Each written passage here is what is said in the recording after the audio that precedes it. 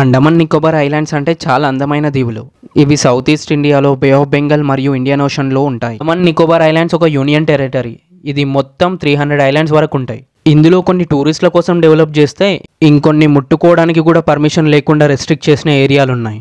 చాలా మందికి north sentinels వాళ్ళ ఐలాండ్ గురించి తెలిసే ఉండొచ్చు. అదే కాకుండా నికోబార్ ఐలాండ్స్లో అలాంటి దీవులు చాలానే ఉన్నాయి.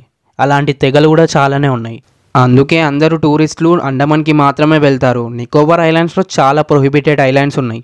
నికోబార్ ఐలాండ్స్లో క్యాంబెల్ బే అనే నికోబార్ ఐలాండ్ని మాత్రమే విజిట్ చేయడానికి పర్మిషన్ ఉంటుంది. అంతకు మించి వెళ్ళాలంటే టూరిస్టులకు మాత్రం స్పెషల్ పర్మిట్ ఖచ్చితంగా కావాల్సిందే. కొన్ని ఐలాండ్స్కి మాత్రం గవర్నమెంట్ అఫీషియల్స్, రీసెర్చర్స్ మరియు గిరిజనులకు మాత్రమే పర్మిషన్ ఉంటుంది. ఇప్పుడు చెప్పబోయే టాపిక్ నికోబార్ మెగా ప్రాజెక్ట్.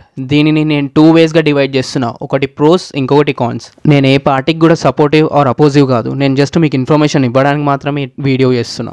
ఇప్పుడు టాపిక్లోకి పోతే, గ్రేట్ నికోబార్ ఐలాండ్స్ని డెవలప్ చేయడానికి మోడీ సర్కార్ ముందుకొచ్చింది. ఈ డెవలప్మెంట్కి అయ్యే ఖర్చు 81,834 కోట్ల వరకు ఖర్చు వస్తుంది. ఈ డెవలప్మెంట్లో ఏమేమి ఉంటాయంటే ఒక పెద్ద ట్రాన్స్పోర్ట్ షిప్మెంట్ టర్మినల్, ఒక ఎయిర్పోర్ట్, ఒక గ్రీన్ ఫీల్డ్ టౌన్షిప్, ఇంకొకటి టూరిస్ట్ ప్రాజెక్ట్. ఇదే కాకుండా గ్యాస్ పవర్ ప్లాంట్ కూడా ఉంటుంది. ఇప్పుడు మనం ప్రోస్లో టాపిక్స్ మాట్లాడుకుందాం. ట్రాన్స్పోర్ట్ షిప్మెంట్ టర్మినల్ అంటే సింపుల్గా చెప్పుకోవాల్సింది ఏంటంటే ఒక పెద్ద షిప్లో వచ్చిన కార్గో మెటీరియల్ని చిన్న షిప్స్కి ట్రాన్స్పోర్ట్ చేయడం అన్నమాట. ఇది నికోబార్ ఐలాండ్స్లో కానీ ఉంటే ట్రాన్స్పోర్ట్కి చాలా ఈజీ అవుతుంది. కంట్రీస్ టు కంట్రీస్ ఎక్స్చేంజ్ కావడానికి చాలా ఈజీగా ఈ షిప్ వే అనేది ఉంటుంది. అట్లనే ఈ ప్రాజెక్ట్ వల్ల గవర్నమెంట్కి every year 17,000 to 18,000 crores save అవుతాయి అంటే అర్థం చేసుకో. నికోబార్ ఐలాండ్ సింగపూర్ కన్నా దగ్గర ఉండడం వల్ల గన్నవరం, చెన్నై, వైజాగ్, కోల్కతా, బంగ్లాదేశ్, మయన్మార్ ఇవన్నీ దగ్గర ఉండడం వల్ల చాలా ట్రాన్స్పోర్టేషన్ అనేది ఈజీ అయిపోతుంది. అక్కడ డెవలప్ అయ్యే ఎయిర్పోర్ట్ వల్ల మనకి చాలా టూరిజం పెరిగే ఛాన్సెస్ ఉంటాయి. డిఫరెంట్ కంట్రీస్ నుంచి చాలామంది రావడం వల్ల అది కూడా ఒక బెస్ట్ ఇన్కమ్ సోర్స్ జనరేట్ చేసే ఛాన్సెస్ ఉంటాయి. గ్యాస్ పవర్ ప్లాంట్ అంటే నికోబార్ ఐలాండ్స్లో ఉండే డెవలప్మెంట్ ప్రాజెక్ట్లో ఒక పార్ట్.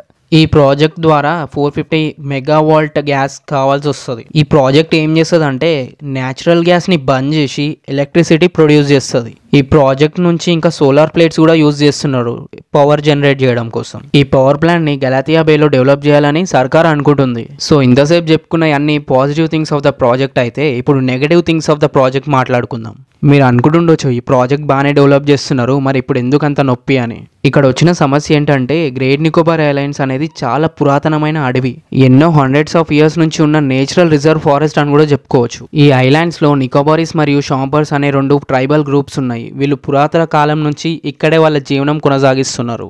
వీళ్ళకున్న జీవన ఆధారం మొత్తం ఆ నికోబార్ ఐలాండ్సే. అక్కడ ఏమైనా డిస్ట్రక్షన్ కానీ జరిగితే అది డైరెక్ట్ వాళ్ళ లైఫ్కి ఇంపాక్ట్ చేస్తుందని మనం గుర్తించాలి. వీళ్ళు ముఖ్యంగా చేపలు పట్టడం ఇంకా వేటాడి వాళ్ళ జీవనం సాగిస్తుంటారు. పులోబాబీ అనే విలేజ్లో ఉన్న ట్రైబల్స్ ఇప్పటికీ 8 సునామీలు వచ్చినా తట్టుకొని అలాగే ఉన్నారు.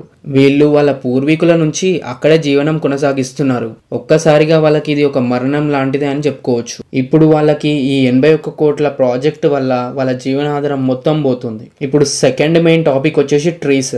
అంటే అక్కడ ఎప్పటి నుంచో చెట్లు ఉన్నాయి.